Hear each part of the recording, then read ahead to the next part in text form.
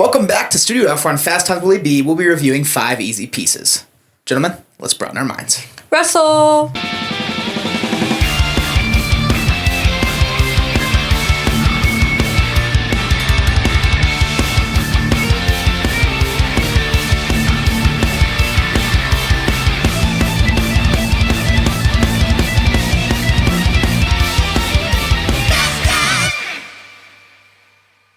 Welcome back to Fast Times Willy B. I'm Willy B. I've got Rosie with me to start the new year. Rosie, how we doing? I'm good. How are you? Doing well. Happy New Year to everybody. So today, we'll be starting a little new thing here on Fast Times Willy B. This week, we'll start with 1970, next week, 1971, and so on and so forth. Till we get to the end of the year, 2022, we'll have one movie from each year. 4 movies a week. We present it to you guys to vote on. And this week, you guys presented 5 easy pieces. Released in 1970, directed by Bob Rafelson. This was actually the movie I really wanted to do, so I was happy it won. Glad I got picked for you. Not Jack the one I Nicholson voted. was the main reason I wanted to do this one. He is the star. He plays our main character, Bobby, or Robert, as he goes by his legal name. So I was excited because this is really the movie that it seems like a lot of people say he started his inch towards stardom with. So this movie received, I believe, 7 Oscar nominations. Great start to his career. Yeah. Other casts, Karen Black, a recognizable name. Susan Ansbach plays Catherine, who is the unorthodox love interest in this film. Yeah. And then Lois Smith, probably the other big name. She's been in some recent projects, such as The French Dispatch, a Wes Anderson film, or some other ones that are kind of leaving my mind right now. But Lois Smith, pretty recognizable face even today. So kind of cool to see her in this one. But we'll start with the good. This was an interesting story because it's sad. It is. It's about Bobby, who is a guy who bounces around women, bounces around these jobs. He leaves his what seems like wealthier family to kind of do his own thing. And you know, the cliche is when you watch movies, you're following the hero usually, right. And this one, it's not really that. It's you're following this guy that just everywhere he goes, he doesn't fit in. Yeah, and I liked it. It was sad, but it was good. You know, you follow him. He leaves his family. It starts with him, not with his family. He's working on an oil rig with his friend Elton. He has Rayetta, played by Karen Black, as his love interest. You can't really get a read on their relationship. No, it's definitely all over the place for sure. And so you get this feeling like, wow, he's kind of a D-bag. You get this feeling like, oh, he just doesn't have things figured out. And then about halfway through the movie, he goes and sees his sister while she's playing the piano in a recording studio. And he gets the news that his father has become ill. So he takes a trip up to Washington to see his dad and stay with his family for a week. And you see culture clash, especially once Rayetta gets there. There's a lot of clash between the upper class and lower, and you know, they all have different mindsets, and he still just is this guy throughout the entire movie that just never seems to fit in. He falls for his brother's fiance, which was interesting. I really liked her.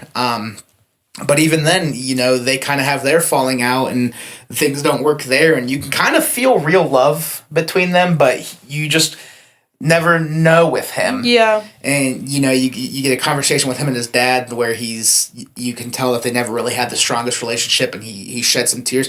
An emotional film, all in all. Yeah. But it is a strong story, and it tugs at the heartstrings. Yeah, I really liked all the characters, honestly. But Jack Nicholson really did play a fabulous role. It's so hard to play all of those feelings and to make the viewers feel those feelings too. I mean, there was some tension, even sadness. He was happy at some points. He was like kind of down in the dumps at some points. I mean, even anger. He has like several bursts of just like straight up anger, and you can really feel that. So it takes a really good actor to make you feel all of those emotions. So, and that's a big reason I wanted to watch this one too, because you kind of know what you're gonna get with Jack Nicholson, and knowing that this was, you know, regarded as the movie where he kind of punched his ticket to being a star,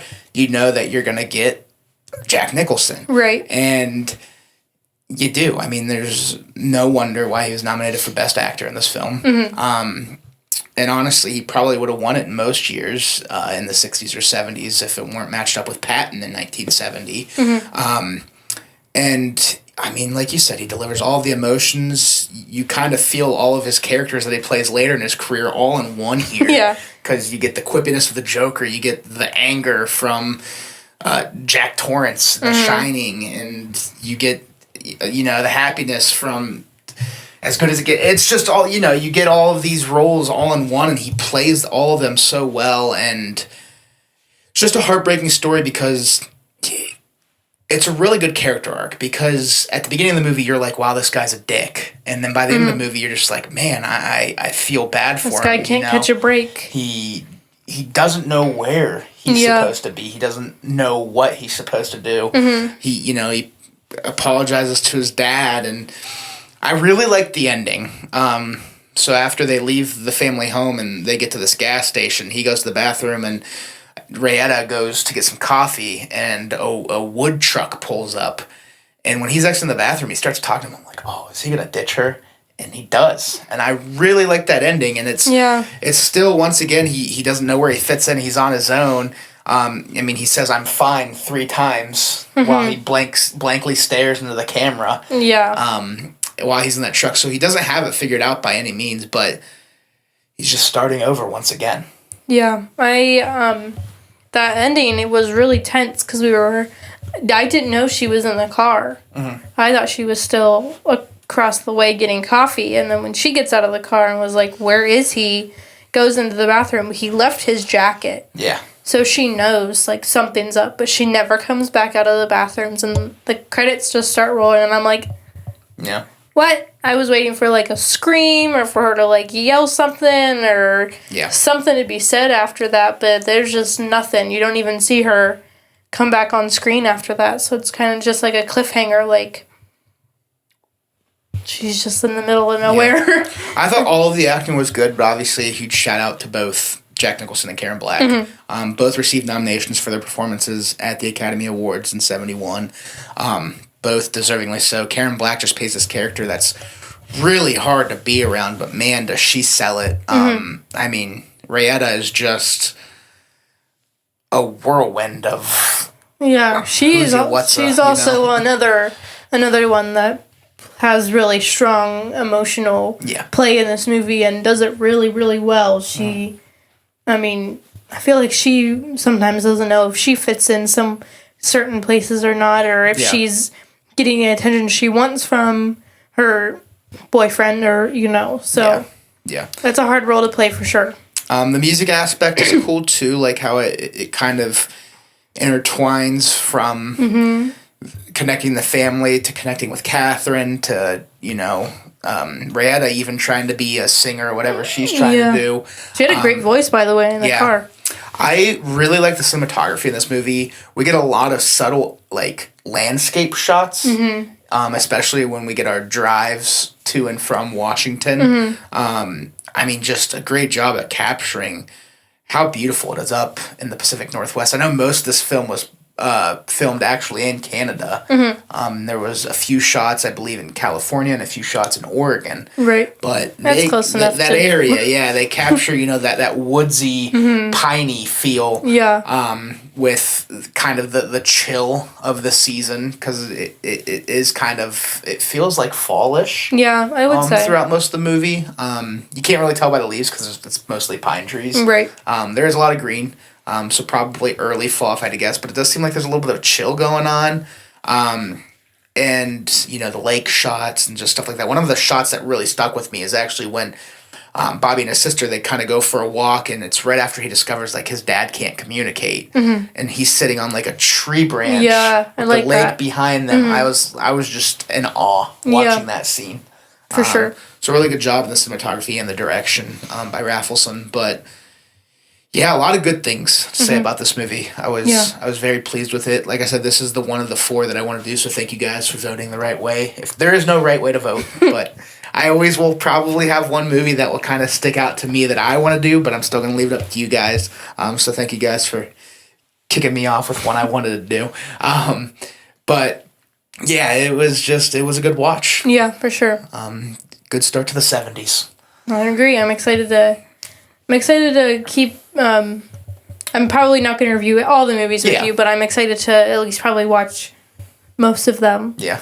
With you. I know I'll probably get suckered into doing that, even though we skipped the 60s. I really wanted you to watch Breakfast at Tiffany's, but maybe next year we start with the 60s. I was just thinking, since I started the podcast, late 2023, let's do 70 through 22. All right, I like it. So, we'll hop over to the meh, and I really only have one thing that's the meh for me, and that is we don't really get much of a play on the pregnancy storyline.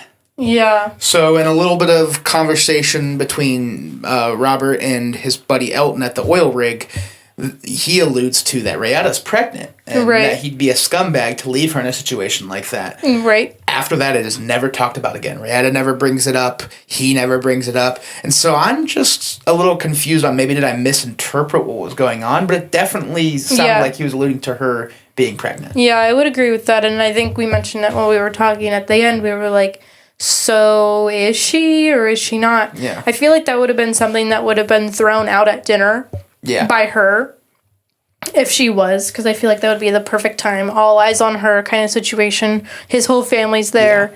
Yeah. So I feel like maybe it was just pulling his chain or something. Yeah, because he was like, well, if I knew, I would tell you. Yeah. And but it would be interesting if she was, because I don't know, but that would be the one thing I would also add to the mad. Just like kind of left us on like a little bit of a cliffhanger, not really a cliffhanger, but like wanting more kind of from the story. Like, is she, and did he leave her, and what's gonna happen next? The whole first act is a little odd, I guess. I don't want to put in the mix. There's a lot of it I liked. But like the whole Elton storyline too, with him going to jail, like that was kind of just like swept under the rug. Yeah, I like looked up and there's just like cops on the screen and they're like fighting, and he had just got Bobby had just gotten back from quitting, and then he goes to tell Elton, and then there was just like a big brawl, and I was like, what? Yeah. What did I miss? Like there wasn't anything like. I looked down for 2 seconds and I look up and there's a fight, and I was like, what is going on? And then you have the hitchhikers, but they also, I mean, they were weird at the beginning, but, the diner scene was really cool with him and the toast and everything. So put it between your thighs. So I'm not even mad at that either. There wasn't really much to complain about. I don't have anything in the bad. No, I don't think so either. I'm trying to think, but I really don't think there's anything necessarily in the bad for me either. All right, so we'll hop to our final thoughts then. What do you want to leave off with 5 easy pieces, and what do you give it out of 10? I'm going to leave off by saying that I am more of a fan of a more recent movie. So being able to sit down and actually watch these movies with you this year is going to be something new for me until we get into like about the 80s. Okay. So like I guess this month. No. 10 weeks. 10 weeks. So a few months, but this will be kind of outside of my comfort zone movie wise. I mentioned Breakfast at Tiffany's. That's definitely an older movie I love. But it's different for me to actually, watch a classic. Yeah. So I really enjoyed this one. I also want to start. I know that older movies have kind of a shorter runtime, but this one had great pacing as well. Yeah. Yeah, it did. I just, I don't think anything could have been, added to. I don't think anything maybe a few things taken away, but, it, it didn't play with how I felt about it or what I'm going to rate it. So, I'm going to leave off by giving 5 easy pieces an 8 out of 10. Okay. I'm going 8 out of 10 as well. All I think it's just a great movie. I don't think it's anything that lights the world on fire for me. I don't want to give it a 9, but I think you couple stellar performances with just a heartbreaking story about a main character who can't find his way. Right. I was entertained for the whole, 98-minute runtime. Yeah, I'm very happy that this was the movie we kicked off Yeah. with for our year by year film review that we're going to do this year. I'm excited about here it on the channel. So, thank you guys again for picking this movie. It was a good watch, a little bit of a sad watch, but sometimes a sad movie is what you need. Yeah. And it was a good watch. This was the right amount of sad for me. Yeah, for sure. Jack Nicholson, getting to see where, I think he was 33 when this movie came out. Because, we kind of looked it up. This came out in 70, and he was born in 37. So, 33, give and take where his birthday is, obviously. Right. But, so obviously there was movies that came before this from him, but I know there was one in 67. Yeah. But I know this is one that's regarded as, like, one of his early stellar performances, and it was stellar. That'll do it for 5 E's Pieces. Rosie, thank you for coming on. No problem. Thank you all for watching. If you like what you're watching, check out some of these other videos. Hit the subscribe button or follow the social links down below. Stick along all year long and follow along. Vote on which movie you want every year, and we will get them reviewed. But thank you guys again for watching, and we'll talk to you soon. Peace. Peace and love.